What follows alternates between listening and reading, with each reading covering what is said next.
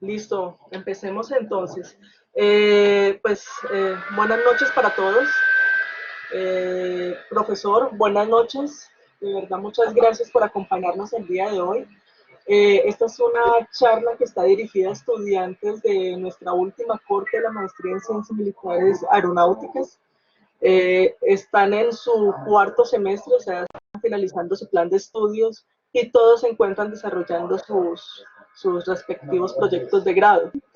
¿Cuál es el objetivo de esta iniciativa? Nosotros desde el año pasado estamos tratando de brindarle algún tipo de acompañamiento a los estudiantes para que, digamos, en temas metodológicos, pero también en temas teóricos, ellos puedan tomar referencias que les sirvan de apoyo a los trabajos que están adelantando.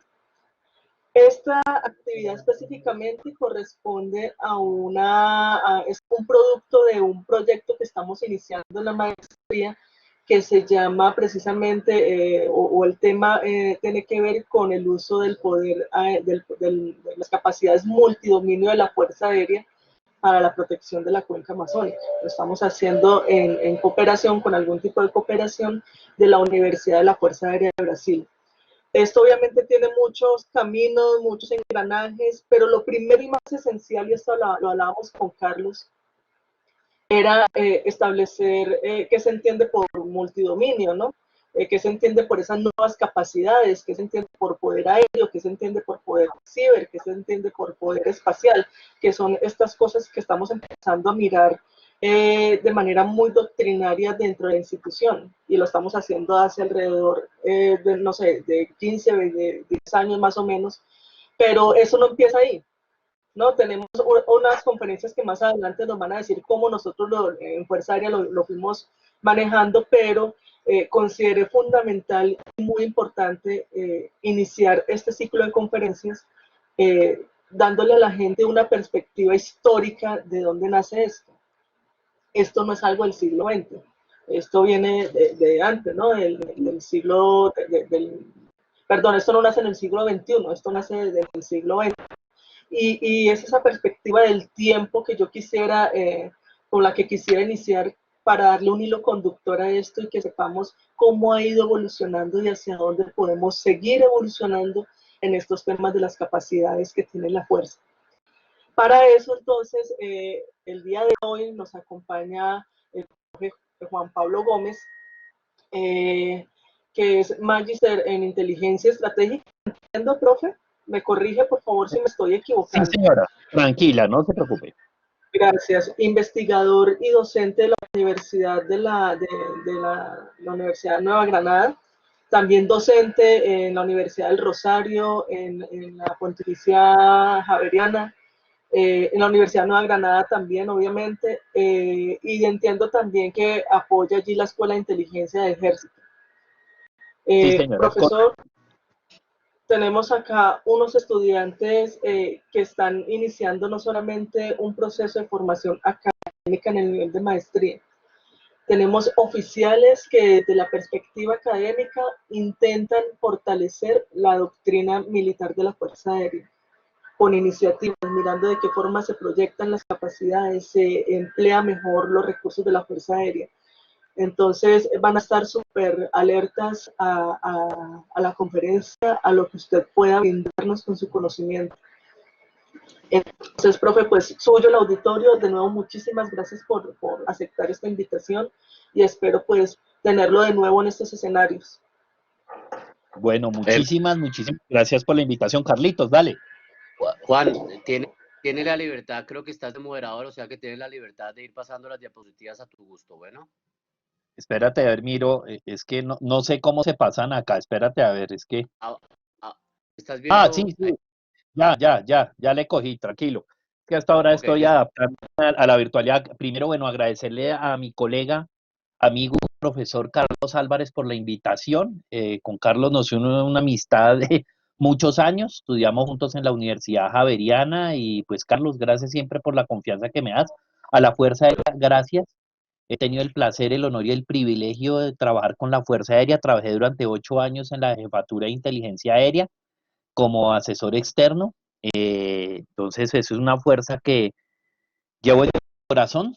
a la que admiro, y pues para mí es un placer acá estar con ustedes. Vamos a hacer una pequeña disertación que estábamos hablando, y lo que Carlos me comentó que íbamos a hacer era entender ese poder multidominio, pero como muy bien no, lo estamos diciendo a la hora del inicio, entender que este poder multidominio no nace exponencialmente, sino que se recorre a la historia, ¿no? Yo estoy hablando con oficiales expertos que la idea de esto no es una historia del poder aéreo, pero sí entender cómo ese poder multidominio que hoy esperamos y hacia dónde vamos tiene unas bases a lo largo de la historia. Entonces vemos, pues ustedes que muy bien lo saben, la aviación con usos militares viene a desarrollarse ya entrado el siglo XX. Recuerden que después de que en 1903, en Kitty Hawk, Carolina del Norte, los hermanos Orville y Wilbur Wright pudieron hacer el primer vuelo en un avión con un motor de combustión interna, pues la historia cambió. Hasta ese momento la humanidad veía la guerra solo en dos escenarios, en la tierra y en el mar.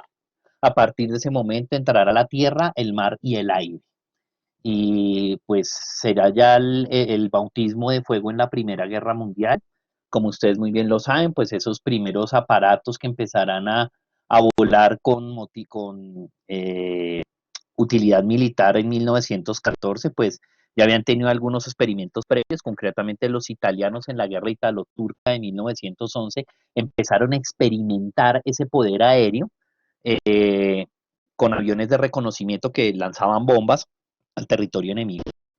Para 1914, pues los primeros aeroplanos, ustedes muy bien los conocen, son aviones que sus estructuras eran en tubo, en tubos de aluminio, en el mejor de los casos, o estructuras en madera, forradas en lona, y esa lona templada con alquitrán, ¿no? Además que pues eran aviones que no tenían cubierta, ni cabina, ni carlinga para, para pues, evitar el frío. Entonces de ahí las indumentarias de los primeros aviadores, bufandas, grandes chaquetas, cabinas abiertas, y empiezan los primeros choques del uso del poder aéreo. Ni siquiera se le tenía como poder, ¿no? Muchos de los ejércitos que pelearon en la Primera Guerra Mundial entendían solo a el poder aéreo, lo entendían como poder, sino como un servicio aéreo adscrito a los ejércitos de ese entonces.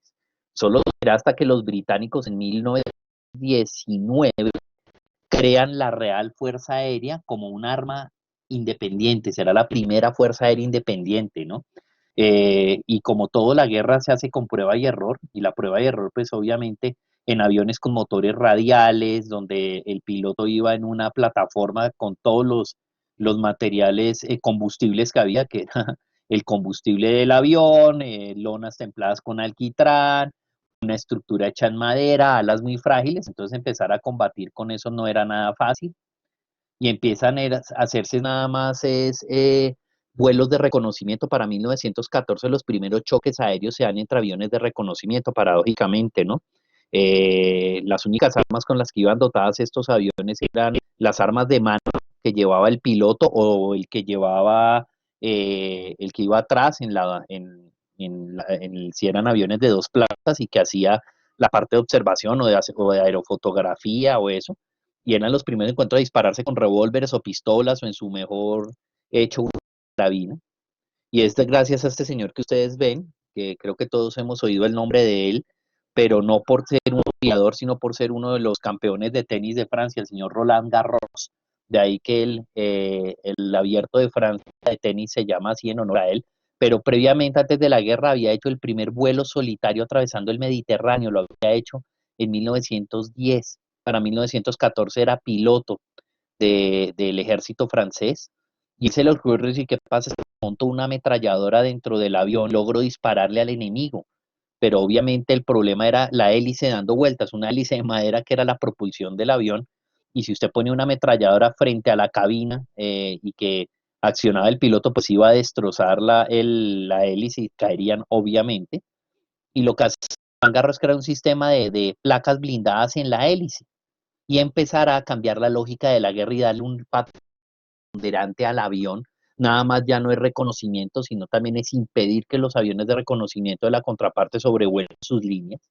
Por desgracia para él es derribado y logra hacer un aterrizaje forzoso, pero tras las líneas alemanas es tomado prisionero, y su invento pues es copiado por los alemanes, Ellos llaman a uno de sus mejores ingenieros aeronáuticos, un señor de Anthony Fokker, de origen holandés, de ahí los aviones marca Fokker, quien coge y perfecciona ese sistema de Roland Garros y decide conectar un gatillo eléctrico, un solenoide, que se sincronizara el gatillo de la ametralladora con las revoluciones que daba la hélice, generando pues que se pudiese disparar la ametralladora sin problemas, sin chocar con las hélices. Eso cambió la lógica y volvió la aviación algo fundamental.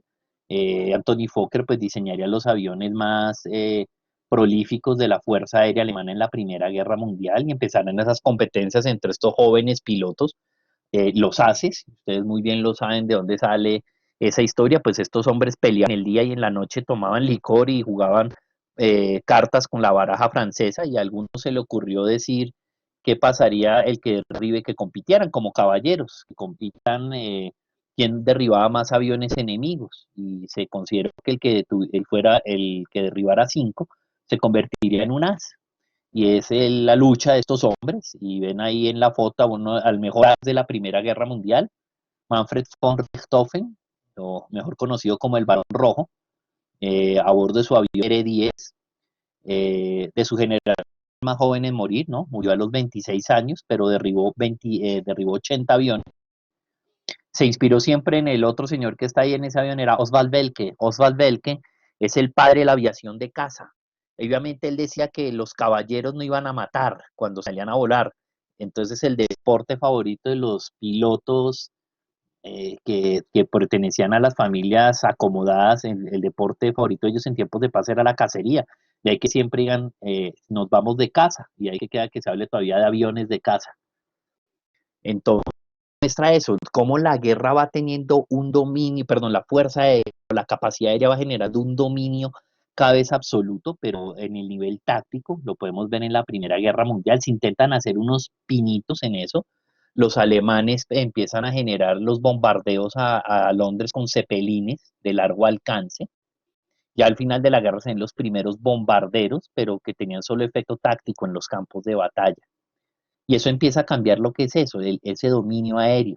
Acá vemos el listado de los ases de la Primera Guerra, por lo menos los principales, el Manfred von Richthofen con 80 bajas, René Fonck, que era el francés con 75, Edward Manock 73, y empezaba eso, y eso obligaba a que la tecnología del poder aéreo fuera evolucionando y muchos empezaran a pensar que la capacidad aérea debería tener su propia fuerza, una fuerza independiente y autónoma. Y eso es lo que genera las bases del multidominio, ¿no? En eso hay que tenerlo claro. ¿Cómo se da? Bueno, les conté, al Barón Rojo lo derribaron en abril de 1918 y se le atribuye a un piloto canadiense, Roy Brown, su derribo. Eh, y como les digo, pues eso sería ya la leyenda, entonces lo que serían los aviadores. Pero entramos a lo que es esa teoría del poder aéreo y tenemos a Julio Duet, ¿no? Duet, pues el libro que es su obra máster, que es el paradigma, es el dominio del aire, ¿correcto? Él decía que el poder aéreo es el gran decisor y empieza a darle una capacidad estratégica a lo que puede ser el poder aéreo, pero también sienta las bases de lo que será ese concepto que es bombardeo aéreo estratégico, ¿correcto? Que perfeccionará el señor William Mitchell, Billy Mitchell. Dice que la Fuerza Aérea es la gran decisora porque hay golpes estratégicos en las grandes ciudades, no solo por matar civiles, sino para generar confusión, mostrar que la guerra sobrepasa los campos de batalla, pero también para destruir las instalaciones industriales. Entonces empieza a sentarse lo que vendrá en la siguiente guerra, o sea, casi que 20 años después de lo que plasmó Duet, Julio Duet, es qué es lo que va a pasar en la siguiente guerra, las capacidades aéreas y empieza el diseño pues de más y mejores aviones con respecto a lo que se da. Entonces ese libro del dominio del aire empieza a generar eso, esa división de lo que es el poder aéreo con efecto estratégico. Lo mismo William Billy Mitchell, correcto, él dice que hay que organizar ese poder aéreo, dice que el aire es lo más fregado, lo más complicado de defender, dice que debe atacar el poder aéreo de manera estratégica, la retaguardia de cualquier enemigo, Y miren que él pide y tiene una gran pelea, porque al final de la Primera Guerra Mundial, buena parte de los botines que se le dan pues a los vencedores es lo que queda de los ejércitos de los vencidos. A los norteamericanos, parte de su botín de guerra fueron como 6 cruceros de la Marina de Guerra alemana, y esos cruceros pues se los habían entregado a la Armada de los Estados Unidos para que los utilizara como blancos móviles. La pelea de Mitchell fue decir, oiga, déjenme demostrarles cómo se pueden hundir barcos y barcos grandes con bombas lanzadas desde el aire. Dijo, hay que cambiar el paradigma. Era un hombre que era visionario. Y fue la pelea en el Congreso de Estados Unidos que la Marina de los Estados Unidos dijo, no, dejen esos buques, van a ser blancos para mí, para mis acorazados. Billy Mitchell dijo, no señor, quien va a dominar no solo el aire, pero va a dominar el mar, y empieza a generar los conceptos de guerra aeronaval. Y muchos en la Armada de los Estados Unidos tomarán nota de las enseñanzas de William Mitchell y empezaron a generar también esa doctrina aeronaval. Entonces vean que el poder aéreo, porque se le considera un multidominio, va a tener influencia no solo en el aire, sino en la tierra e inclusive en el mar. Entonces, para los que conocen eso, pueden leer lo que pasó con la batalla de Midway, que hace poco sacaron una película, pero pues les recomiendo es más bien leer sobre eso, la batalla de Midway. Definen a partir de eso, el que tenga los mejores portaaviones, el que tenga los mejores aviones. Entonces es una batalla que se va a definir en lo aéreo. Y Billy Mitchell dice eso, hay que hacer bombardeos estratégicos. Paradójicamente, ni a Mitchell ni a Duguet los oyeron mucho en sus países, pero sí serán los alemanes los que tomaran nota para la siguiente guerra. Entonces Reichner también empieza a hablar sobre eso, de ese poder aéreo. Dice que la tendencia irrefrenable de la gente a agruparse en las grandes ciudades permite a los medios actuales destruir una urbe millonaria en pocos segundos, ¿no? Entonces habla de ese concepto de las ciudades como el punto estratégico para vencer en la guerra. Esto será terrible en la siguiente guerra, ¿no? En la siguiente guerra mundial, eh, porque ya los civiles también tendrán que probar la desazón de la guerra en carne propia. Y es triste eso que el bombardeo estratégico pues será llevado por los alemanes y lo ensayarán es en la Guerra Civil Española, bombardeando grandes ciudades como lo fue la ciudad de Guernica en el País Vasco en abril de 1937. Se suponía que era un bombardeo que iba a ser la Legión Cóndor. La Legión Cóndor era un grupo aéreo alemán que estaba al servicio de Francisco Franco.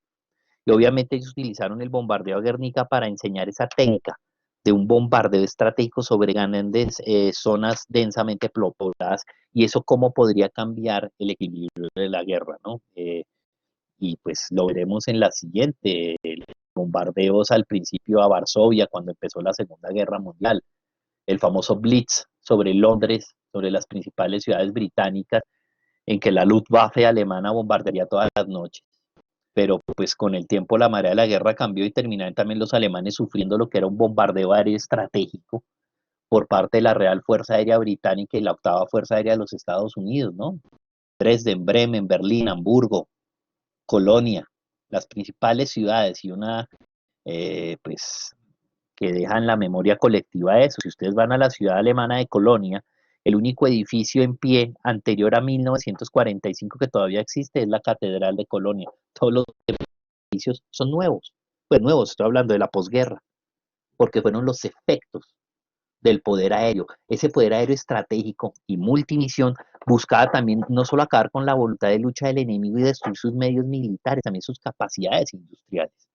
Paradójicamente, una de las fábricas más bombardeadas durante 1943 en Alemania fue la planta de Schweinfurt. La planta de Schweinfurt hacía algo fundamental, rodineras, o sea, balineras. Todo motor necesita rodineras. Y era la única fábrica en Alemania que las fabricaba. Entonces a alguien se le ocurrió estratégicamente, ¿qué pasa si yo destruyo la fábrica donde se hacen las balineras, las rodineras? Todo motor lo va a necesitar todo y la destruyo. Ese es un ejemplo de la visión de ese poder multipropósito con capacidad estratégica. Y entramos a lo que había hablado con mi amigo Carlos de ver cómo fueron los británicos y los alemanes los primeros en entender un poder multidominio de la Fuerza Aérea. Serán los británicos en crear una Fuerza Aérea independiente con su propio mando, independiente del ejército y de la armada. Está fundamental y se volvió como un ícono dentro de lo que serán las fuerzas aéreas, ¿no? per ardua ad astra, el lema de la Real Fuerza Aérea. Al principio de la Segunda Guerra Mundial, pues obviamente los nazis arrasan por Europa. Los nazis habían tomado, y después vamos a hablar de ello, muy buena nota de las capacidades del poder aéreo.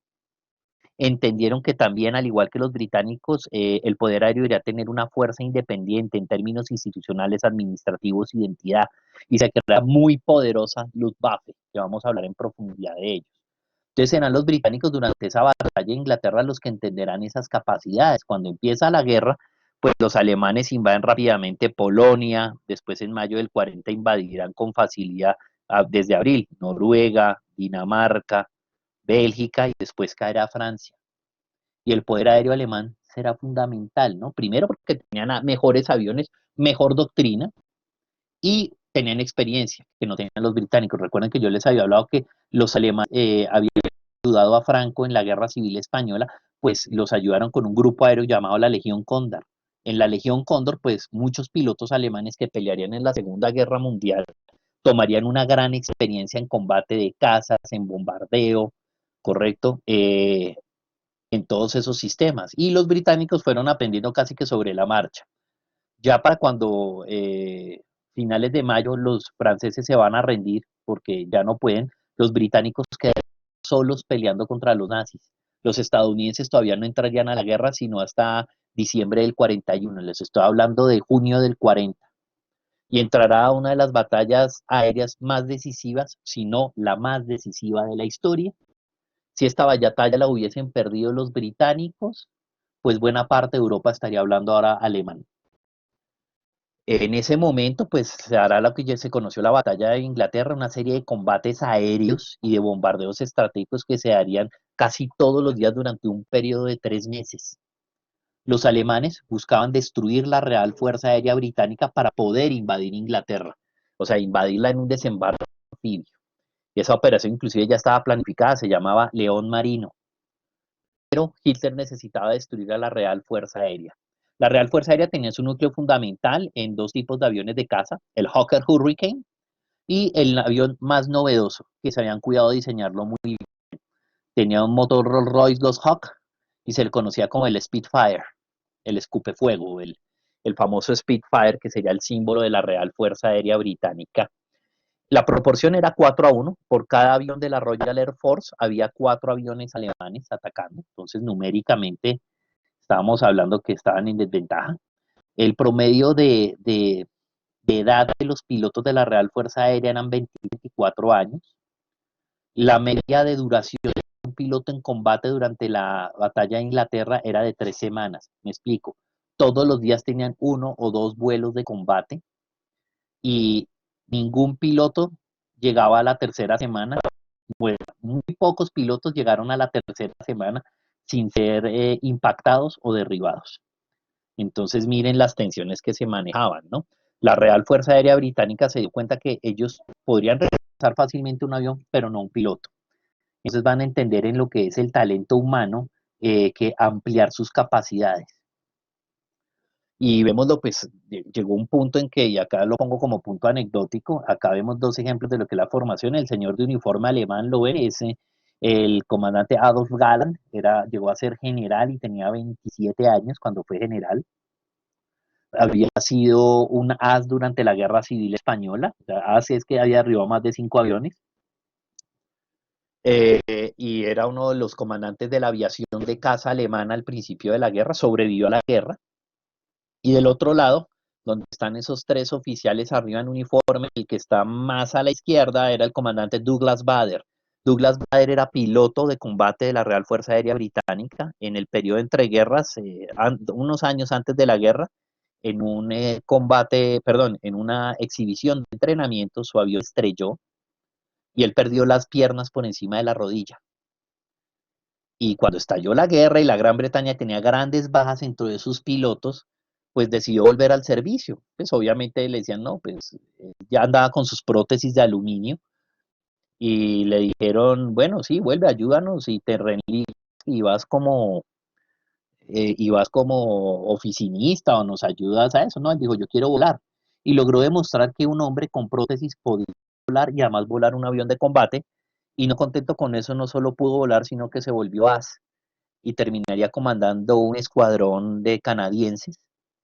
Y ahí en la foto de abajo ven a Douglas Bader girando la nariz de su avión. Recuerden que la Segunda Guerra Mundial se caracterizó mucho por lo que llaman el arte nariz. Cada piloto personalizó su avión, como nuestros Tucano AT-29, ¿no? Con los dientes de tiburón, que además eran inspirados en los Curtiss P-40 de los Tigres voladores, ¿no? También de la Segunda Guerra Mundial. Entonces nuestro amigo Douglas Bader, pues la pintura que ven ahí era un Hitler siendo pateado por una de sus prótesis. En 1941 es derribado por los alemanes en la Francia ocupada, logró saltar de su avión, pero al caer en paracaídas se destrozaron sus prótesis. Ya lo capturan los alemanes y nadie creía que un tipo sin piernas por encima de las rodillas era piloto de combate. Esa noche lo llevan a cenar con el general Galland. General Galland dijo, invité a comer a este tipo, nadie creía la historia y permitieron que la Real Fuerza Aérea Británica lanzara en paracaídas un nuevo par de prótesis cerca al campamento donde iba a pasar su reclusión Douglas Bader, ¿no?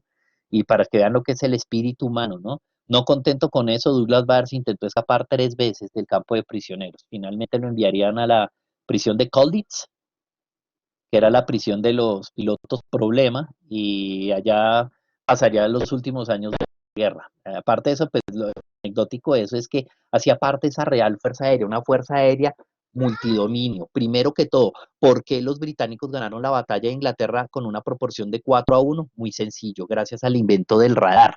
Recuerden que son los británicos los primeros en encontrar ventajas del radar, ¿no? Ellos usaron uno de los grandes tipos de radar, el Chain Home, o radar de alto nivel. Ese tenía un alcance de 160 kilómetros y podía detectar aviones por debajo de los 15.000 pies. Y ellos, claro, desde ese centro de mando y control, podían saber cuántos aviones enemigos venían, cuántos se dirigían y organizar los grupos aéreos para contener el enemigo que avanzaba. Entonces era una racionalización de recursos que estaba en un grupo de comando y control que estaba ligado con el sistema de radares que era operado, regulado integralmente por la Real Fuerza Aérea. Y no contentos con eso, porque sabían que su activo más importante, más que un avión, eran sus pilotos. Ellos sabían que muchos pilotos eran derribados en combates en el Mar del Norte, en el Canal de la Mancha. Entonces decían, digamos, para junio, mayo y junio, que se supone que es verano, pues el Mar del Norte es muy frío. Entonces la esperanza de vida de un piloto que era derribado en el Mar del Norte y que amarizaba o saltaba en paracaídas era de 3 a 3 horas y media. Si ese piloto duraba en el agua más de 3 horas y media, moría de hipotermia. Y la Real Fuerza Aérea dijo, yo no puedo depender de la Royal Navy porque ellos dicen que no tienen tiempo, y crearán la rama marítima de la Real Fuerza Aérea. Alguien dijo, ¿cómo así? ¿Una Fuerza Aérea con marina propia? Sí. La Real Fuerza Aérea pidió desarrolló el que llaman la rama aérea, el branch, la rama naval, que era una serie de lanchas rápidas llamadas las Vosper. Eran lanchas rápidas artilladas que estaban sincronizadas con el sistema de radar, que estaban sincronizadas con el sistema de comando y control. Y una vez tenían entendido que un piloto había sido derribado y más o menos entendían las coordenadas donde estaba, estas lanchas rápidas salían en busca del piloto y tenían el tiempo concentrado. Iban artilladas porque saben que en cualquier momento puedan encontrarse con un avión de caza alemán que los podía atacar, o con submarinos alemanes o unidades navales. Entonces tenían que hacer lanchas muy rápidas, artilladas, que iban y rescataban a sus pilotos. Entonces son la base de ese poder multidominio que tenemos que entender que hacia dónde se va. Acá pues los pilotos voluntarios de la Real Fuerza Aérea. Recuerden que la Real Fuerza Aérea Británica se movió con pilotos no solo pertenecientes al Imperio Británico, muchos fueron voluntarios. Tuvieron pilotos polacos, pilotos checos y 2 escuadrones de pilotos norteamericanos que se llamaban los Eagle Squadron. Muchos voluntarios gringos fueron a pelear por la Gran Bretaña antes de que su país entrara en la guerra, ¿no? Y lo llamaban los escuadrones Águila, ¿no? Eran pilotos norteamericanos, pero que lucían uniforme británico y volaban aviones británicos. Acá vemos 3 de los más famosos de ese escuadrón: el Andy Mamedoff, el señor de bigote, el de la mitad Eugene Red Tobin, o el rojo Tobin, porque era pelirrojo, y el señor de 1,54 m que ven ahí se llamaba Vernon Kehoe. Y Vernon Kehoe era piloto acrobático de un circo aéreo antes de la guerra y terminó en la RAF. Ninguno de los tres sobrevivió a la guerra, y mostraba ese arraigo y ese pues sacrificio humano, ¿no? Que se hace. La guerra saca lo peor del ser humano, pero también saca lo mejor del ser humano. Los haces, y volvemos a los mismos, acá están los haces de la Luftwaffe alemana, ellos también tuvieron sus haces, pero además tuvieron el papá de los haces, ¿no? El máximo as que tuvo la Luftwaffe alemana, y es el máximo as de toda la historia de toda la aviación militar, es Erich Hartmann, que es el primero que ustedes ven, no sé si lo ven señalado acá por el mouse, 358 victorias en el aire, más o menos, tuvo. O sea, derribó 358 aviones enemigos. Los rusos lo llamaban el demonio negro, otros lo llamaban el quero rubio, y era eso, los pilotos, los haces, ¿no? O sea, alguien que derribe 352 aviones enemigos, pues hay que darle el respeto, ¿no? De eso. Y también los alemanes, y por eso toco a la Luftwaffe, lástima que la Luftwaffe peleó para la ideología que no debía pelear, pero como organización multidominio también lo tengo claro. Si los británicos tenían su propio servicio aéreo, pues los alemanes fueron mucho más ambiciosos. El padre de la Luftwaffe sería Hermann Göring, era uno de los líderes nazis, pero también había sido piloto en la Primera Guerra Mundial. Es más, Hermann Göring había reemplazado como comandante del escuadrón Jasta 11 a Manfred von Richthofen, al Barón Rojo, en 1918 cuando lo matan. Y le crea a Hitler una fuerza aérea altamente poderosa que tenía muchas capacidades, no solo en poder aéreo. La Luftwaffe tendría todo lo que es el multidominio. Uno, los sistemas de radares de ellos los manejaba la Luftwaffe, pero a su vez no eran tan avanzados como los británicos. Pero la Luftwaffe además tenía los paracaidistas, o sea, todas las tropas aerotransportadas de las fuerzas alemanas, fuerzas armadas alemanas, que se conoce como Wehrmacht, pertenecían a la Luftwaffe. La Luftwaffe alcanzaría a encuadrar cerca de 4 divisiones de paracaidistas y generando un poder multipropósito. El poder aéreo tendrá muchas prestaciones. Los alemanes, cuando intentan invadir Francia en 1940, para invadir a Francia tenían que pasar por Bélgica, iban a arrasar Bélgica, pero los belgas habían desarrollado una serie de fortificaciones en la frontera con Holanda y con Alemania. Uno de los fuertes más grandes que tenían los belgas se llamaba el fuerte de Ebenemael. El fuerte de Ebenemael quedaba frente al canal Albert, cerca de la ciudad de Maastricht. Tenían comida y munición para pelear durante 2 años. El fuerte tenía torretas de concreto y hormigón que se elevaban con ascensores hidráulicos y llevaban los cañones, disparaban y se volvían a esconder. E imagínense que tuviera una guarnición de 2.200 hombres, comida y munición para 2 años. Entonces alguien decía, eso es inexpugnable. ¿En cuánto creen que se tomó la Luftwaffe el fuerte de Ebenemael? Se lo tomó en 5 horas. ¿Cómo? Con paracaidistas que entrarían en planeadores de noche por el techo del fuerte. El fuerte tenía, todo era inexpugnable a excepción del techo. Entraron de noche con planeadores, en una operación que pues, ha sido catalogada como magistral. Eh, Cerca de 40 paracaidistas hacen rendir a 2.200 soldados. Y fue una operación aérea liderada por la Luftwaffe alemana. Pero además, la Luftwaffe alemana controlaba todo el sistema de defensa antiaérea del Reich alemán. Tenía que estar también sincronizada. Entonces vemos ahí algunas piezas de artillería que eran manejadas por la Luftwaffe. Y a su vez también la Luftwaffe se encargaba de todos los procesos primigenios aeroespaciales, todo el proceso de lo que se haría con Werner von Braun, de lo que se llamó las bombas B1 y B2. B1 y B2 fueron los primeros cohetes desarrollados con capacidades balísticas. Y todo eso fue liderado desde la Luftwaffe. El ingeniero que los creó era Werner von Braun, y Werner von Braun al final de la guerra pues se le dio a los norteamericanos, y se irá a trabajar en el programa Gemini, que después era el programa Apolo de cohetes, y ese conocimiento en cohetes desarrollado por la Luftwaffe alemana será la base para llevar al hombre a la luna en la NASA años después. Entonces vemos cuáles son los retos que tiene la Fuerza Aérea y que no solo los tienen ustedes, lo han tenido otras fuerzas aéreas, ¿no? Obviamente, pues no está de más decir que la Luftwaffe alemana peleó para, como les repito, para la ideología que no era y para el hombre que no era. Entonces vemos esas lecciones ahora. Las lecciones ahora nos llevan a entender que, perdón, me salté, no, ya. Nos llevan a entender esto, ¿no? Un nuevo teatro de la guerra, pero si hablábamos que antes era tierra, mar y a partir de 1914 el aire, ahora hablamos de tierra, mar, aire, espacio y ciberespacio. Y el año pasado muchos se burlaban porque el gobierno de Estados Unidos, el señor Trump, crea el Space Command, el comando del espacio. Y si usted es muy bien, quien lleva la bandera de guerra del Space Command, del recién nombrado Space Command, es un Master Chief Sergeant de la Fuerza Aérea de los Estados Unidos, o sea, el suboficial más antiguo. ¿Qué quiere decir? Que el comando del espacio está a órdenes de la Fuerza Aérea de los Estados Unidos, ¿no? Hablamos que de los tanques a las comunicaciones, de los misiles a los satélites, de la Tierra al cosmos, ¿no? Entonces queda en manos de las Fuerzas Aéreas el control de ese espacio interestelar, ¿no? Y es ahora la guerra de los satélites, no solo tener satélites para espiarse, sino tener la capacidad de destruirle los satélites a nuestras contrapartes. Ustedes dirán, ¿y eso qué tiene que ver? Pues imagínense un día sin GPS, se destruyan los satélites, se interfieran los satélites, y esa es una tarea de la Fuerza Aérea. Entonces, con esta corta charla quería hacer como una serie de reflexiones. Sé que el tiempo es muy corto, compartir con ustedes eso, que a veces es bueno conocer esa historia y hacia dónde va.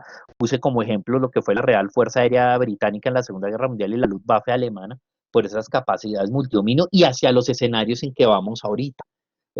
Carlos, nuevamente muchas gracias, señores oficiales, mil Gracias, gracias. No Juan. sé si tienen alguna duda, pregunta o aclaración. Sí, Eh, aprovechando que Juan se tiene que ir a las 5:45 porque tiene otro compromiso académico, tal vez en los pocos minutos que nos queda hasta las 45, gracias, gracias, Carlos, gracias. Díganme.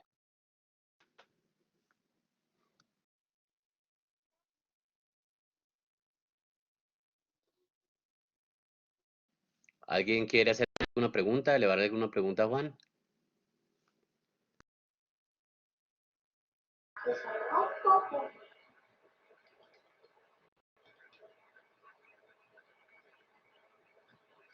De pronto, profe, pues yo sé que es corto el tiempo, pero me gustaría así rápidamente, más que contarnos el cuento, de pronto una apreciación de esa forma en la que el poder aéreo se enlaza con la carrera espacial. Ahí con eso me sale el comentario por la foto última que dejó acá en la presentación, ¿no? ¿En qué momento y bajo qué eh, intereses hay ese cambio en la visión?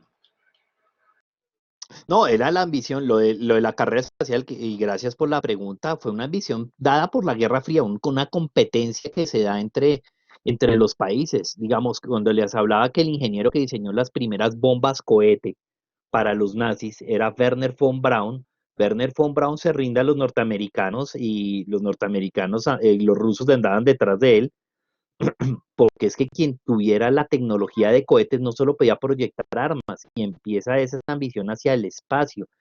Por eso tener ese conocimiento en ciencia y tecnología, por eso digo que es que la Fuerza Aérea no solo es una capacidad bélica ni ofensiva, no, también es un nicho de innovación tecnológica, porque eso hacen las fuerzas aéreas en el mundo. Desgraciadamente a nosotros por los presupuestos tan limitados eso no se puede hacer, pero lo hizo los Estados Unidos y es lo que empoderará a esa Fuerza Aérea de Estados Unidos que nace también después de la guerra, de manera tardía. Hasta la Segunda Guerra Mundial, el poder aéreo pertenecía como un servicio anexo al ejército de Estados Unidos. Por eso usted en las películas de la Segunda Guerra Mundial nunca ve pilotos norteamericanos con uniforme azul, sino con el uniforme del ejército. Será hasta que se crea una reforma que firma el presidente Harry Truman, en que se crea en 1948 la Fuerza Aérea de los Estados Unidos ya como arma independiente, y se le empieza a depositar todos esos aspectos de ciencia y tecnología, donde se crea una agencia con el tiempo, una agencia espacial civil que es la NASA, pero tiene un acompañamiento constante y de las capacidades de la Fuerza Aérea de los Estados Unidos, ¿no? Juan, yo Es tengo eso, una y sea pues en el pregunta. escenario de la Guerra Fría. Dime, Carlitos. Em, ahorita muy importante como muestras fue el uso, por ejemplo, de la tecnología de radares, que era una tecnología disruptiva en ese momento en la guerra, en la Segunda Guerra Mundial. Sí, Em, totalmente. mucha gente mucha gente considera que el ciberespacio, o mejor, el mundo cibernético comienza relativamente hace poco, pero cuando uno revisa, por ejemplo, esas capacidades tecnológicas que desarrollaron tanto aliados como los países del eje, en este caso Alemania, con respecto al radar, a los códigos cifrados y a otros avances cibernéticos, podría uno decir que ya desde ese momento, por ejemplo, se tenía claro que el poder en el ámbito físico tenía que ir acompañado de un dominio también en el ámbito, pues, si lo queremos llamar hoy en día ciberespacial o mejor cibernético.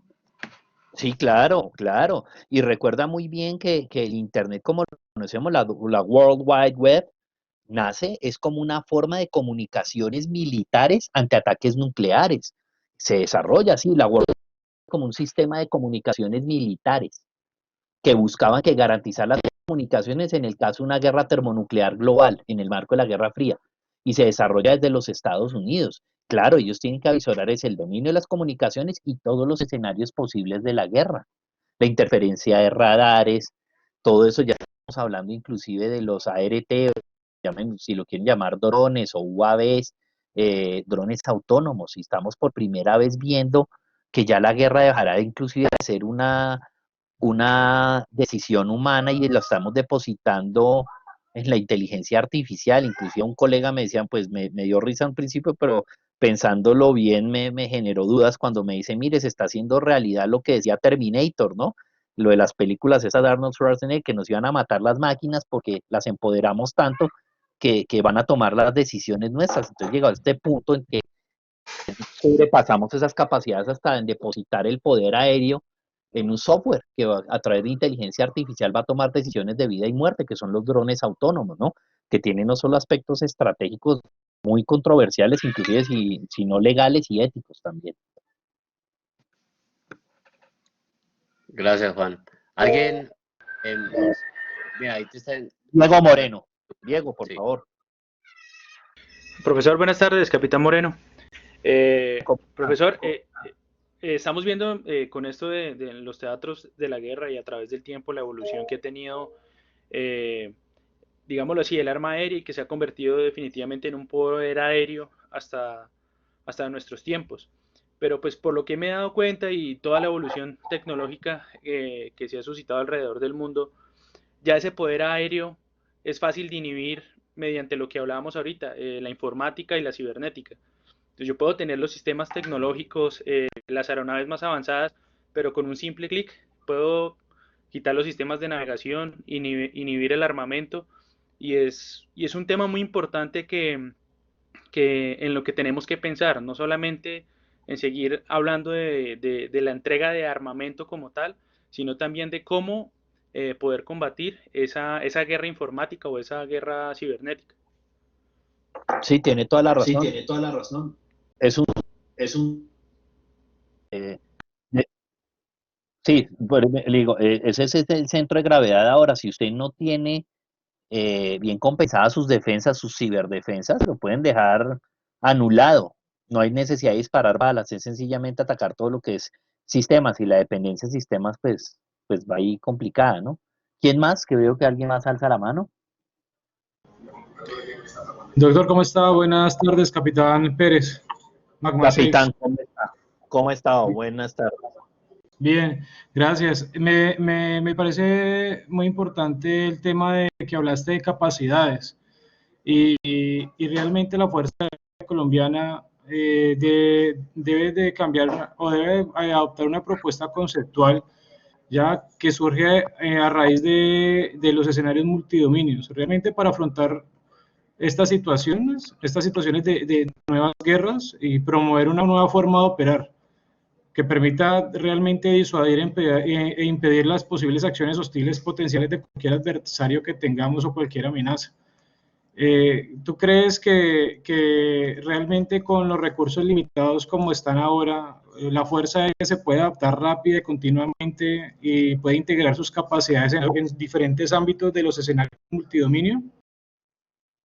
Pues tristemente todo pasa por el presupuesto nacional, ¿no? Y en momentos de crisis como el que estamos viviendo ahora, pues también son las mismas fuerzas, especialmente la Fuerza Aérea, la que tiene que generar esas propias capacidades. Yo sé que no es fácil, pero mire que estamos viendo ya un punto que ya estamos llegando casi que al límite y al final de la vida útil de nuestros sistemas avión, de cazabombarderos estratégicos con los Kafir C-10. Ya mismo General Ramsés Rueda ha dicho que les quedan relativamente pocas horas de vuelo, ¿no? Entonces también hay que pensar cómo vamos a hacer el recambio de esos sistemas estratégicos que sí necesitamos, cómo logramos hacerle la mayor prontitud y efectividad posible, pero también cómo logramos a partir de la innovación y de la optimización de los escasos recursos volvernos multidominio. Y eso es parte de lo que hacen ustedes en estos ejercicios de reflexión académica, es proponer. Y para eso se busca ahorita, ustedes como oficiales tienen que proponer cómo nos repensamos en muchas cosas. Y vienen tiempos duros, ahorita lo que vienen son ajustes fiscales y si en este hueco fiscal que nos está creciendo por cuenta de esta crisis, ¿qué vamos a hacer si no tenemos aviación estratégica? Esa es una pregunta que a mí me deja una gran inquietud, porque va a llegar un punto en que no vamos a tener cómo hacer volar a los aviones Kafir, porque ya sencillamente las células, no va a haber fatiga de material, va a correr muchas vidas. ¿Qué vamos a hacer? ¿Cómo nos vamos a mantener vigentes? La respuesta todavía no la tengo, creo que la podríamos sacar entre todos y exige mucho pensamiento. Muchas gracias. No sé quién más y con esto pues finalizaría, ya me toca retirarme. Hablaba con Carlitos que yo tengo ahorita clase también con mis alumnos de la Javeriana, pero no quería perder esta oportunidad de compartir con ustedes. Muchas gracias. Todo lo contrario, agradecemos el tiempo que nos dedicó. A todos, pues creo que nos pareció muy interesante. Este es el inicio de un tema en el cual vamos a seguir profundizando.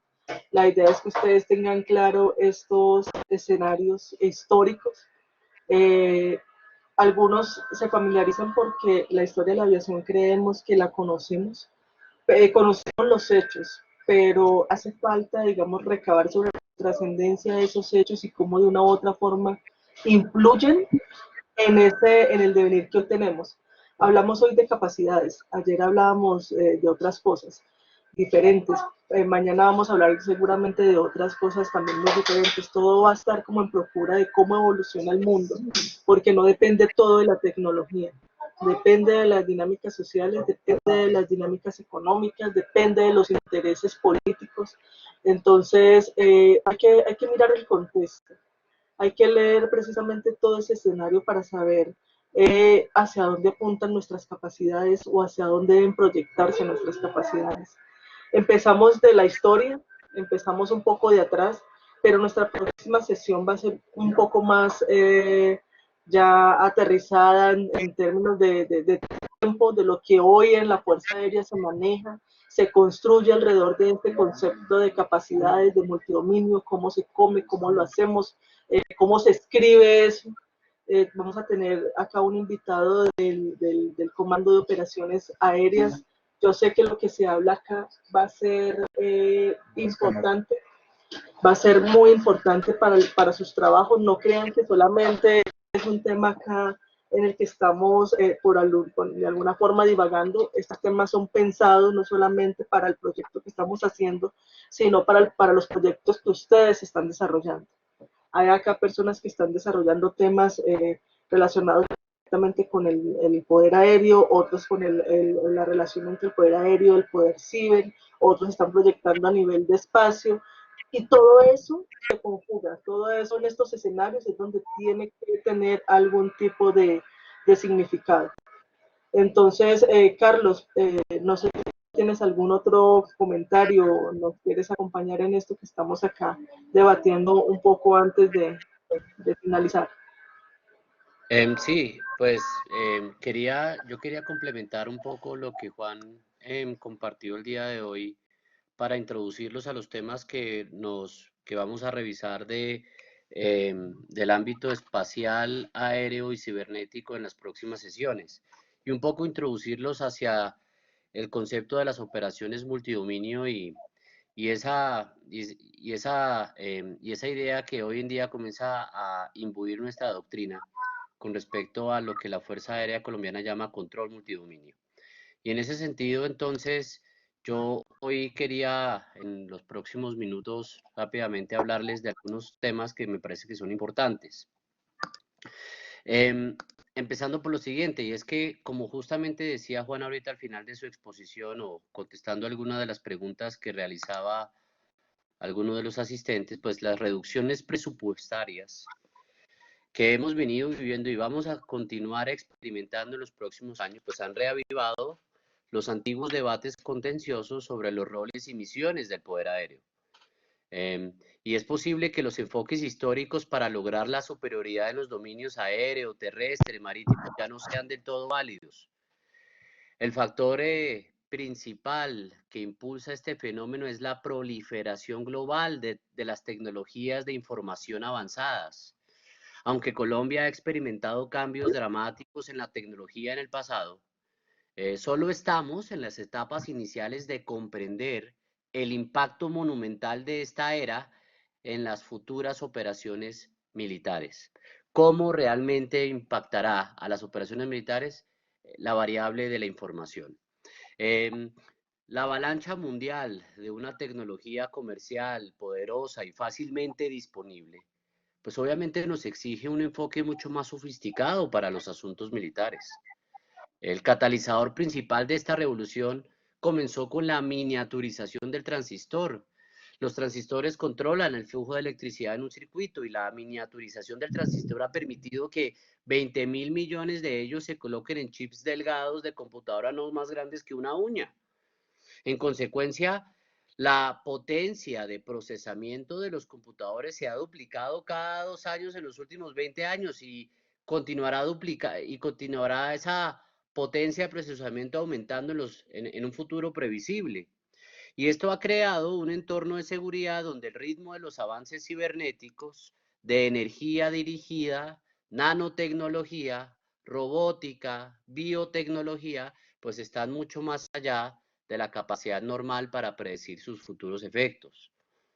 Entonces la tecnología las tecnologías avanzadas de la información también están cambiando las perspectivas de interdependencia multidominio y la capacidad para proyectar poder convencional en el ámbito doméstico o foráneo se está erosionando rápidamente a medida que actores estatales y no estatales adquieren capacidades avanzadas para compensar las propias capacidades.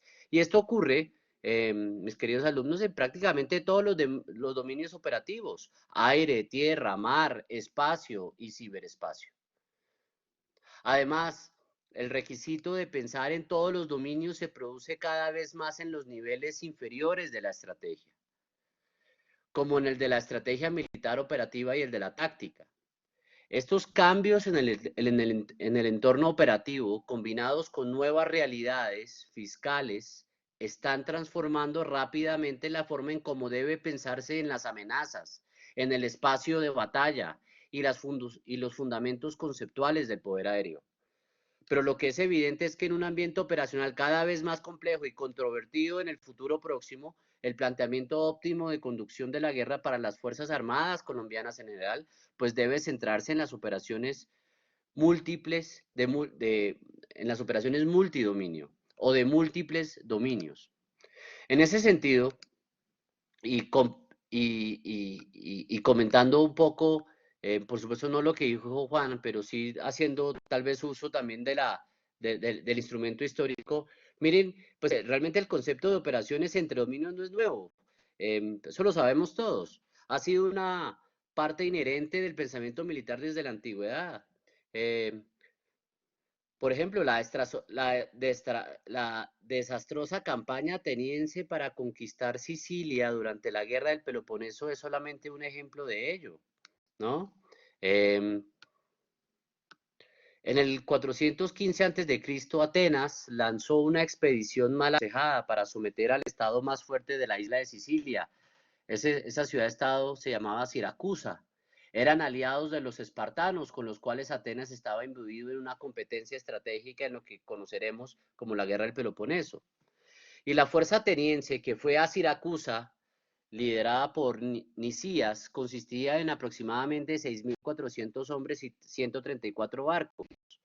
Los atenienses disfrutaron en un principio de éxitos militares contundentes. Sin embargo, en el 414 a.C., durante el asedio a la ciudad de Siracusa, el general espartano Gilipo intervino y cambió el rumbo de la batalla a favor de las fuerzas de Siracusa.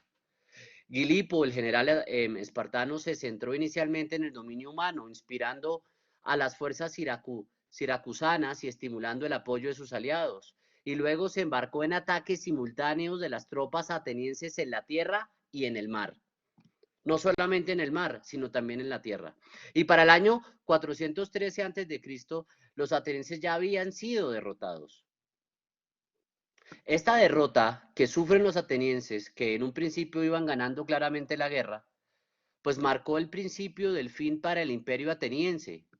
Creó pánico en Atenas, provocó un cambio importante en las alianzas atenienses y allanó el camino para la victoria final de Esparta sobre Atenas en el 404 a.C. Sin embargo, la lección de este ejemplo histórico va mucho más allá del colapso de Atenas.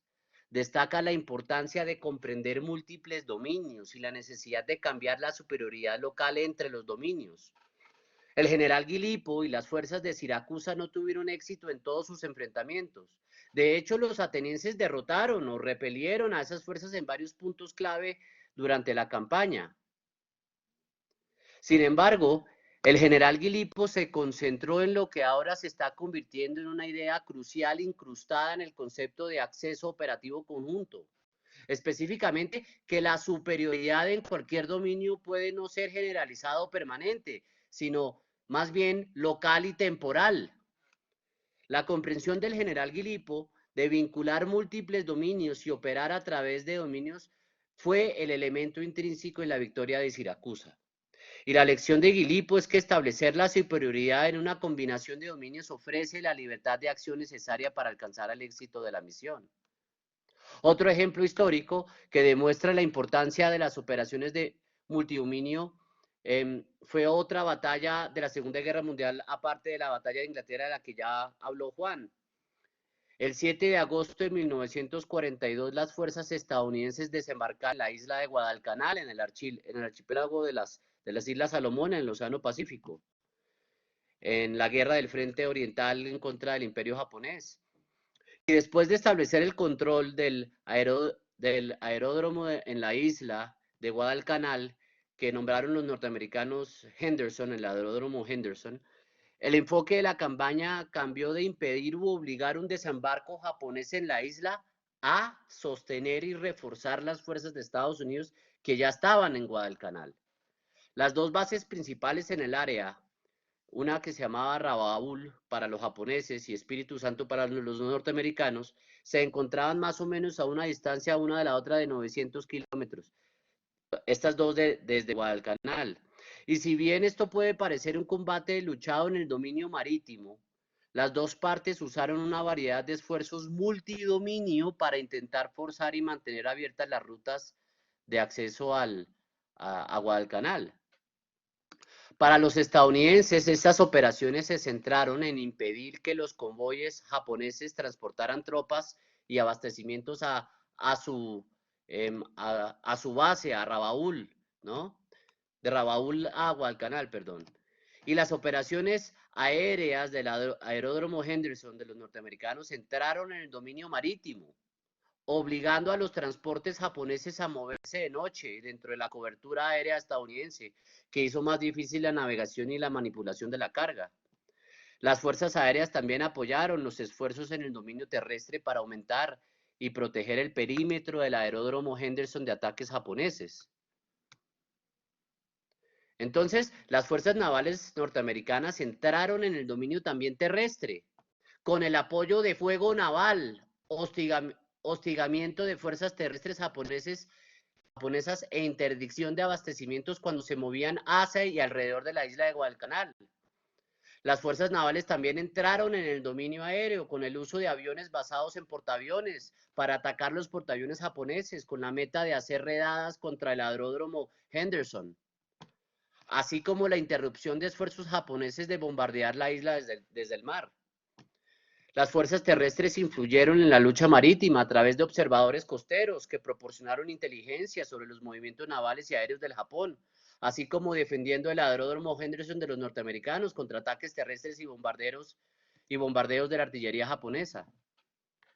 Y los japoneses tampoco perdieron las oportunidades de ejercer algún tipo de capacidad multidominio. Las fuerzas aéreas japonesas en Rabaul amenazaron los buques estadounidenses en el mar, limitando las áreas en las que la Armada de los Estados Unidos podía operar con seguridad. Y también atacaron posiciones terrestres de Estados Unidos en la isla. Las fuerzas navales japonesas apoyaron las operaciones terrestres, escoltando buques de transporte a la isla y hundiendo varios buques de guerra de los Estados Unidos que habían intentado establecer un bloqueo, ¿no? Entonces, se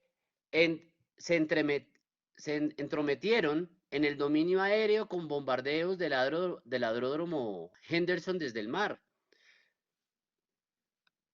Lo cierto es que, al fin de cuentas, la capacidad de las fuerzas norteamericanas y de sus aliados para coordinar sus actividades de multidominio les permitió disfrutar los beneficios sinérgicos de operar a través de los dominios. Los japoneses lograron un menor nivel de éxito en su capacidad de unir los elementos terrestres, aéreos y navales en una operación cohesiva, y con el tiempo perdieron Guadalcanal y otras islas como consecuencia. Un análisis del apoyo aéreo cercano junto con las otras misiones que se traslapan y ocurren en la intersección de los dominios terrestre, marítimo y aéreo demuestra eficazmente la necesidad de operaciones en múltiples dominios. Además, el pensamiento multidominio en el ámbito de apoyo aéreo cercano permite que las Fuerzas Armadas de un país comprendan mejor cómo maximizar la flexibilidad y capacidades que proporciona el poderío aéreo. En el contexto más amplio de las operaciones multidominio, analizar los efectos del poderío aéreo en el dominio terrestre demuestra el valor del uso de fuerza contemporánea que se ha desarrollado más allá de las estructuras conjuntas. Pero entonces, con base en esto que les comento, déjenme colocar la otra parte de la diapositiva. El panorama estratégico en la actualidad, este panorama estratégico emergente que estamos viviendo en la actualidad, está revelando una amplia gama nueva de amenazas. Claro, podemos hacer uso de la historia para traer a colación lecciones aprendidas, pero la verdad es que el mundo hoy es muy distinto al mundo de la primera mitad del siglo XX. Y hoy en día hay nuevas amenazas. Varios actores están aprovechando los avances tecnológicos para crear sus propias ventajas asimétricas. Rusia, Irán, Corea del Norte, China han invertido en una serie de misiles de crucero balísticos y supersónicos diseñados para desafiar la superioridad convencional de los Estados Unidos y sus aliados. Según se informa, el DF-21D de China, un misil balístico de mediano alcance, posee un vehículo de reentrada de maniobra que es maniobrable y que presenta una guía de terminal basada en el sistema de posicionamiento global como en el radar activo y puede atacar de 1.500 a 2.000 kilómetros desde las costas de China. Mientras tanto, Rusia, China, Estados Unidos están trabajando también en misiles hipersónicos. Vuelan muy rápido, por encima de Mach 5. Es decir, al menos 5 veces la velocidad del sonido. El primer regimiento, como ustedes ya habrán visto en las noticias, el primer regimiento ruso de misiles hipersónicos Avangard ya se puso en servicio. Y estos misiles con capacidad nuclear pueden viajar más de 20 veces la velocidad del sonido y alcanzar un objetivo a 6.000 kilómetros. Montado sobre un misil balístico intercontinental, el Avangard ruso puede transportar un arma nuclear de hasta 2 megatones y tiene un sistema de deslizamiento que ofrece una gran maniobrabilidad y podría hacer que sea imposible defenderse de ellos. Otros varios países están involucrados en el desarrollo y la producción de misiles de crucero de ataque terrestre y muchas de estas armas ya están disponibles inclusive para la exportación. Las innovaciones en la tecnología de misiles de crucero han creado amenazas supersónicas que pueden atacar objetivos a 300 kilómetros de distancia y ser entregados por una variedad de sistemas como aviones, submarinos, barcos e incluso camiones. Además, los misiles de crucero modernos se pueden programar para acercarse y atacar a un objetivo de la manera más eficiente, permitiendo que un adversario dispare múltiples misiles y ataque simultáneamente desde diferentes direcciones, abrumando las defensas aéreas en sus puntos más débiles. Y se están incorporando los nuevos misiles, sobre todo los de sigilo, el sigilio para hacerlos menos visibles para los radares, ¿no? Y los detectores infrarrojos, y pueden armarse con ojivas nucleares convencionales de combustible de aire o incluso de bajo rendimiento. Además de las amenazas de la tecnología avanzada de misiles, pues numerosos países han adquirido vehículos pilotados de forma remota. Y muchos de estos países buscan mejorar no solo su adquisición de inteligencia, sino también sus capacidades de ataque armado. Además, numerosos países están trabajando en armas de microondas de alta potencia, energía dirigida, pulso electromagnético. Ustedes saben que un ataque de pulso electromagnético daña los circuitos eléctricos y electrónicos no endurecidos al generar una sobretensión en la corriente y el voltaje más allá de la capacidad de funcionamiento normal. Una explosión nuclear de un megatón detonada a 400 kilómetros sobre el centro de Colombia puede tener, en un caso hipotético, puede tener efectos terrestres en todo el país en materia de segundos, así como un impacto significativo en las capacidades espaciales eventuales que podamos, por ejemplo, desarrollar, porque también permite o puede, ¿no? Por el sistema de radiación artificial que produciría la detonación de ese artefacto a 400 kilómetros de la superficie terrestre, podría inclusive destruir también satélites en la órbita baja, ¿no? La prueba nuclear de 1962 de los Estados Unidos, conocido como Starfish Prime, demostró esta capacidad cuando un arma de 1,4 megatones fue detonada a 400 kilómetros de la superficie de la Tierra. Los efectos electromagnéticos de la detonación no solamente abarcaron el conjunto del suelo continental de los Estados Unidos, sino que inclusive llegaron hasta Hawái. Pero además de eso, crearon un intenso cinturón de radiación artificial que comenzó a dañar los satélites meteorológicos y de comunicaciones en órbita. Tanto así que esa detonación acabó con 7 satélites en 1972 en órbita baja. Y persistió hasta principios, el cinturón de radiación persistió hasta principios de la década de 1970. Para colocarlo en perspectiva, más del 40% de los satélites activos del mundo hoy están en órbita terrestre baja. Entonces, un ejemplo moderno del uso de capacidades multidominio fue, por ejemplo, la operación Huerto. No sé si la han escuchado, que fue un ataque aéreo ejecutado por Israel sobre una aparente central nuclear siria en Al-Kibar el 6 de septiembre de 2007. Esta fue llevada a cabo por el escuadrón número 69 de la Fuerza Aérea Israelí. Y el ataque lo desarrollaron F-15 Strike Eagle de la Fuerza Aérea Israelí, algunos aviones F-16 Fighting Falcon y una aeronave militar de inteligencia electrónica israelí. Los aviones de combate estaban equipados con misiles aire-tierra AGM-65 Maverick, bombas de 227 kilos y tanques externos de combustible. Pero no solamente participó el poder aéreo mediante o a través particularmente del uso de aviones de combate, sino también a través de una aeronave militar de inteligencia electrónica, que lo que hizo fue deshabilitar electrónicamente, ¿sí? Las capacidades de defensa antiaérea de Siria. Pero además de eso también participó un comando de fuerzas especiales de la unidad 5101, que es una unidad de combate élite de la Fuerza Aérea de Israel, quienes llegaron al lugar el día previo que iba a ser atacado para señalar los objetivos vía láser. Les muestro el sitio. Entonces, los israelíes, en su aproximación a espacio aéreo sirio, utilizaron durante la operación un sistema tecnológico similar al Sutter, desarrollado por los Estados Unidos.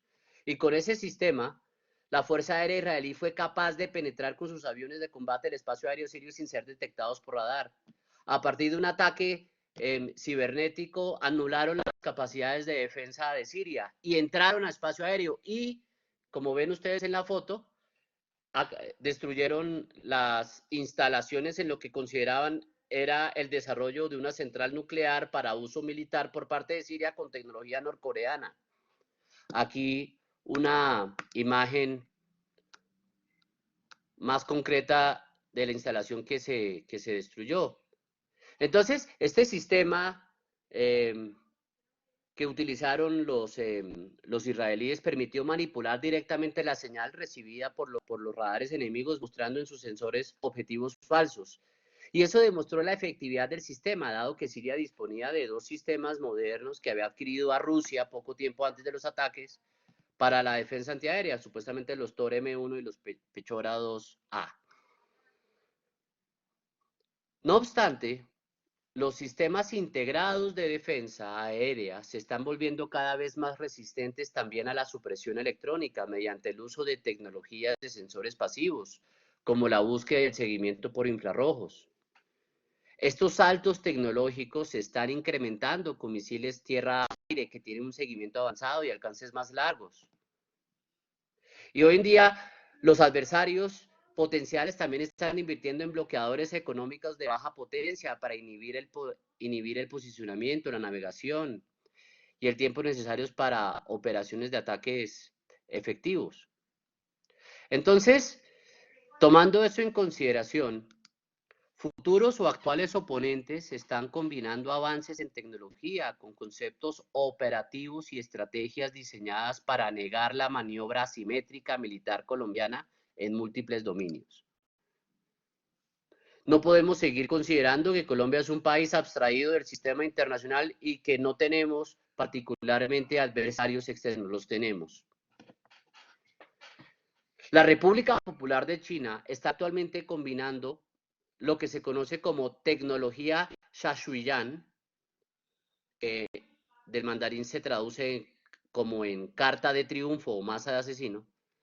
Está combinando lo que ellos llaman tecnología Shashuyan con el concepto de guerra sin restricciones, guerra irrestricta y una estrategia de guerra información.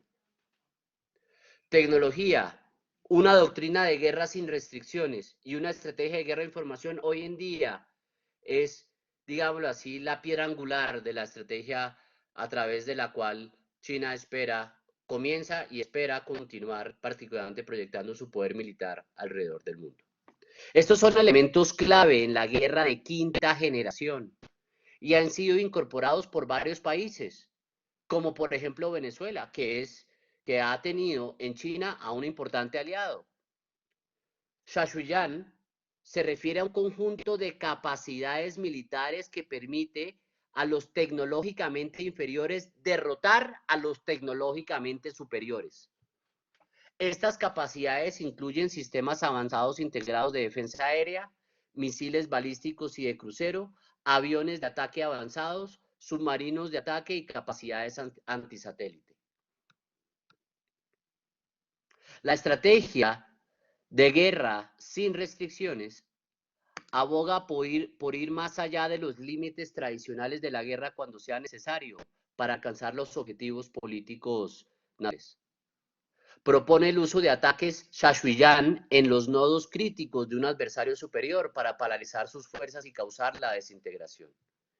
Y el siguiente extracto que ustedes están viendo en pantalla, que es del libro Guerra sin restricciones de los coroneles Xiao Jian y Wang Xianshui de China, proporciona una visión excepcionalmente aleccionadora sobre los fundamentos conceptuales de la tecnología Shashuyan y el concepto de guerra sin restricciones. Permítame, la leo rápidamente. Suponiendo que estallara, dice, no abro comillas, suponiendo que estallara una guerra entre 2 estados que ya poseen tecnología de información completa y confiando en los métodos tradicionales de operación, el lado atacante generalmente emplearía los modos de gran profundidad, frente amplio, alta resistencia y tridimensionalidad para lanzar un ataque de campaña contra el enemigo. Tridimensionalidad es tierra, mar, aire, inclusive espacio. Sin embargo, al usar un método combinado, puede ocurrir un escenario y juego completamente diferente. Si el lado atacante reúne secretamente grandes cantidades de capital sin que el estado enemigo se dé cuenta de ello, y lanza un ataque furtivo contra sus mercados financieros, y luego de causar una crisis financiera, entierra un virus informático y un desprendimiento de piratas informáticos en el sistema informático del oponente con anticipación, al mismo tiempo que realiza un ataque de red contra el enemigo para que la infraestructura de electricidad civil, la red de tráfico aéreo y terrestre, la red de transacciones financieras, la red de comunicaciones telefónicas y la red de medios de comunicación estén completamente paralizados. Esto hará que el Estado enemigo caiga en pánico social, disturbios callejeros y una crisis política. Finalmente, los medios militares se utilizan en etapas graduales hasta que el enemigo se ve obligado a firmar un tratado de paz deshonroso.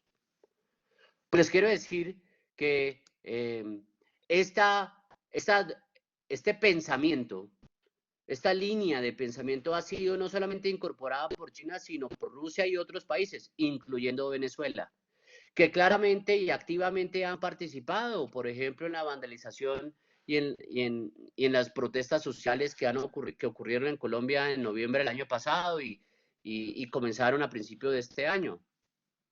Pero no solamente en Colombia, sino en otros países que han buscado particularmente presionar diplomática y jurídicamente en ámbitos internacionales al régimen de Nicolás Maduro. La unidad 61398 del Ejército Popular de Liberación de China, así se llama el Ejército de China, el Ejército Popular de Liberación, destaca la capacidad y voluntad de China para llevar a cabo operaciones de explotación y ataque cibernético a nivel mundial. Las capacidades cibernéticas de China van mucho más allá de la recolección y explotación de datos de inteligencia. El ejército chino está creando activamente las herramientas, el personal capacitado y la orientación estratégica necesarias para emplear las operaciones de red informática en apoyo de los dominios tradicionales de la guerra. El ciberespacio ofrece a China y a otros actores estatales y no estatales la capacidad de retrasar la respuesta de un adversario a un ataque cinético, mediante la implantación anticipada de códigos maliciosos en la logística del enemigo, en su comando, control, comunicaciones, computadores, inteligencia, vigilancia y reconocimiento, y en sus redes de apoyo comercial e industrial. Las evaluaciones del ejército chino de conflictos actuales y futuros indican que las campañas se llevarán a cabo en todos los dominios de manera simultánea, aunque su énfasis en el espectro electromagnético ha llevado al ejército chino a adoptar un enfoque mucho más integral. China considera a la guerra electrónica como un poder intangible necesario para el éxito. Cualquier actor que pierda en una guerra electrónica se reducirá a la ceguera y a la sordera, por lo que sus armas se desactivarán y perderá su iniciativa en una batalla, en una campaña o incluso en el contexto estratégico más amplio. Los escritos chinos hoy enfatizan que el dominio electromagnético en las primeras fases de una campaña es una de las principales tareas para garantizar el éxito en el campo de batalla. La estrategia china, conocida como guerra electrónica de red integrada, combina la guerra electrónica, las operaciones de la red informática y los ataques cinéticos, los bombardeos, para interrumpir los sistemas de información en el campo de batalla que respaldan las capacidades de combate de guerra y la proyección de poder de un adversario. Este tipo de guerra también enfatiza que el espectro electromagnético es una cuarta dimensión vital, igual de importante que las fuerzas terrestres, marítimas y aéreas tradicionales. Entonces, la modernización y la estrategia militar de China son un presagio de una tendencia más amplia en la que actores estatales más pequeños como Venezuela e incluso actores no estatales buscan desarrollar o adquirir capacidades asimétricas que están cambiando la noción tradicional de las operaciones militares. La estrategia de guerra venezolana ahora combina capacidades convencionales y no convencionales, así como la estrategia de guerra de información. Combina capacidades convencionales de sistemas integrados de defensa aérea, aviones de ataque avanzados, tanques y artillería, destructores navales, capacidades satelitales de observación, de inteligencia, junto con capacidades no convencionales como la construcción de colectivos armados, la Fuerza Armada Nacional Bolivariana para la guerra popular prolongada, la guerra de guerrillas, así como el uso del Servicio Bolivariano de Inteligencia Nacional, el SEBIN, y el G2 cubano para la guerra de la información. Para Colombia, las implicaciones de este fenómeno son numerosas y lo suficientemente graves como para exigir una nueva mirada a cómo estamos educando a los futuros líderes de la Fuerza Aérea colombiana para desarrollar, coordinar y ejecutar operaciones aéreas. Una de las implicaciones más dinámicas es el cambio en la conceptualización del espacio de batalla y su impacto en tierra, mar, aire, espacio y el espectro electromagnético.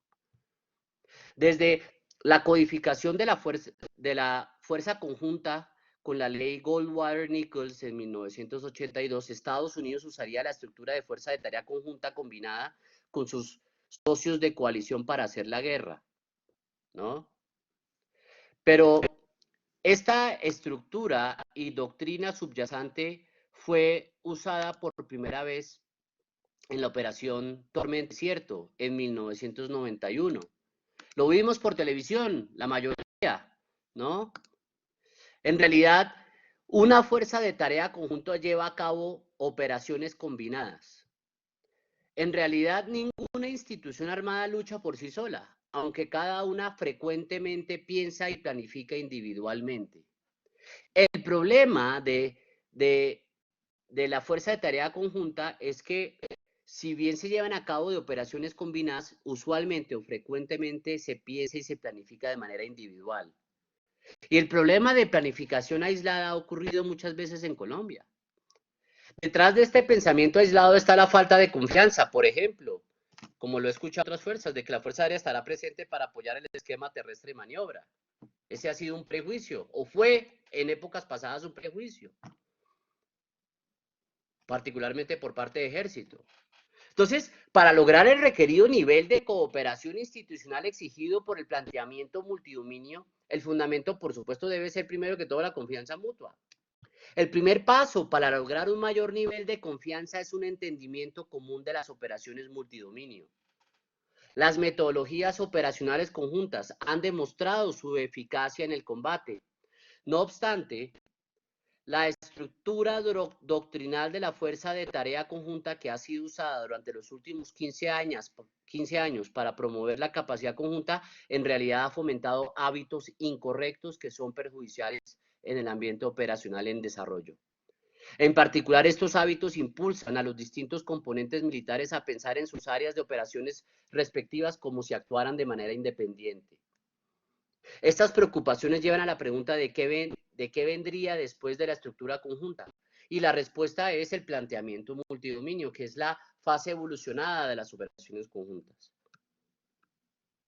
Los avances en tecnología han empujado sutilmente a todo el mundo a un reino de todas las nociones previas del espacio de batalla, creando un entorno donde la falla en un dominio tiene efectos en cascada en uno o más. Es hoy en día prácticamente la línea de pensamiento que comienza a imponerse. La esencia de las operaciones multidominio es pensar en la resolución de problemas militares de manera no lineal y realizar las operaciones centradas en lograr los objetivos en lugar de mantener líneas distintas entre los componentes militares. El pensamiento tradicional que alinea rígidamente los dominios y componentes, es decir, la tierra con el ejército, el mar con la armada, el aire con la fuerza aérea, no será eficaz en el futuro. La complejidad de las operaciones actuales y futuras requiere abandonar este patrón de pensamiento para integrar más continuamente las capacidades únicas de cada componente a fin de crear los efectos necesarios para lograr objetivos tácticos, operacionales y estratégicos. Y esto permitirá que las fuerzas militares colombianas aprovechen el potencial de nuevos dominios emergentes, como lo es el espacio y el ciberespacio, del cual claramente la Fuerza Aérea Colombiana debe ser el líder, particularmente en esos dominios emergentes. En este sentido, cobra validez la estrategia de control y poder multidominio de la Fuerza Aérea Colombiana, que como lo define la Fuerza Aérea Colombiana es la facultad para actuar de forma separada, conectada, combinada o reconfigurada en los dominios de aire, espacio y ciberespacio, en contra de amenazas convencionales o de orden no tradicional. Es probable que todos los conflictos futuros estén saturados, disputados y conectados a través de los medios y mediante el uso del ciberespacio. Esto requiere que el dominio del espacio de la información será crítico para el éxito de las operaciones militares. Por su parte, el espacio exterior no se trata solo de vigilancia, también ofrece las funciones precisas de navegación, sincronización que sustentan cada una de las infraestructuras críticas del Estado, desde las transacciones financieras hasta el suministro de agua. Sin embargo, no ejercemos casi ninguna capacidad de tratamiento que sea propio, que sea indígena, propio, nuestro. Casi no, nuestras capacidades, por ejemplo, espaciales, son todas arrendadas, prestadas. Y por eso tenemos que confiar, en cambio, en nuestra capacidad de negociar el acceso que requerimos, particularmente con nuestros aliados, particularmente los Estados Unidos, así como también de empresas privadas. Y esta es una posición incómoda e insostenible para Colombia. Muy seguramente mi coronel Poveda, cuando hablemos del espacio, les profundizará sobre la cuestión. Lo cierto es que en esta construcción, el espectro electromagnético potencia el espacio, lo que le permite suministrar habilitadores claves para los dominios de aire, tierra y mar, lo que a su vez facilita la capacidad de influir o controlar el dominio humano. Hipotéticamente, si un oponente ataca o manipula el uso de radiofrecuencias dentro del espectro electromagnético a través de medios cibernéticos o de cualquier otro medio, podría negar el acceso a satélites vitales en los que confiamos para inteligencia, navegación, vigilancia, comunicaciones, advertencia temprana, ¿no? Por eso es que los futuros aviadores deben ser lo suficientemente conscientes de este entorno operativo, integrado, para garantizar que una superioridad local suficiente en la combinación correcta de dominios fomente las condiciones necesarias al éxito operativo. En las operaciones multidominio se busca lograr la unidad de mando, unidad de esfuerzos a través de una unidad de pensamiento conceptual. En las operaciones que ocurren en el dominio terrestre, se debe considerar los efectos en y a través de los dominios aéreo, marítimo, cibernética y viceversa, como pasó en Guadalcanal con los norteamericanos. La forma de no pensar en el componente específico minimiza las vulnerabilidades y proporciona una manera eficaz de encontrar las vulnerabilidades del adversario para la explotación en y desde múltiples dominios. Entonces, a raíz de esto, en la estrategia operacional de la Fuerza Aérea Colombiana se debe usar un planteamiento multidominio con miras al apoyo de las misiones en tierra y en mar, ¿no? Pero liderando particularmente la integración de las capacidades aéreas, ciberespaciales y eventualmente espaciales. Entonces, la tecnología posmoderna está fusionando rápidamente un continuo de dominios integrados e interdependientes. Por ende, el poder multidominio o la convergencia entre el poder aéreo, espacial y ciberespacial representa la estrategia integral que debe tener la Fuerza Aérea Colombiana para la guerra postmoderna. De allí la lógica de este ciclo de conferencias en el cual en las próximas sesiones van ustedes a analizar desde lo ciberespacial, desde lo espacial y desde lo aéreo, cómo poder integrar y desarrollar una estrategia de pensamiento que nos permita transitar hacia el reino de las operaciones multidominio. Muchas gracias.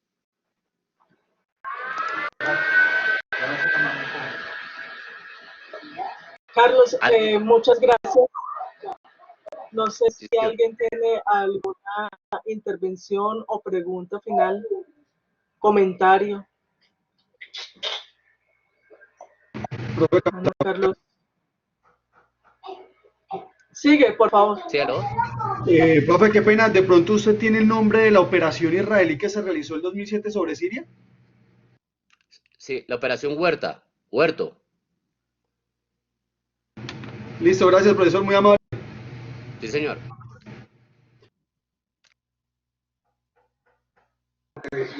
¿Alguien tiene alguna otra pregunta, duda, comentario?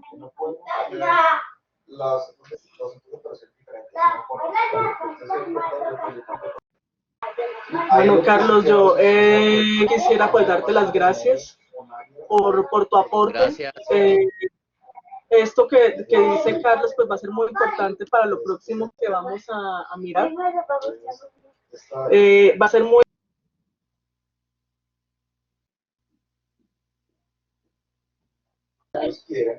ser muy importante que ustedes tengan en cuenta estos aspectos para los temas que vamos a seguir desarrollando, que va a ser necesario, digamos, la construcción y el apropiamiento, digamos, de esto que estamos haciendo, porque Carlos ya lo mencionó, esto no se trata solamente de temas de evolución tecnológica, de capacidades, sino especialmente de los contextos sociales, políticos, de los intereses que mueven las sociedades. Entonces, tenemos que tener eso muy en cuenta también para construir nuestra propia doctrina en referencia a los proyectos que estamos también nosotros desarrollando dentro del programa.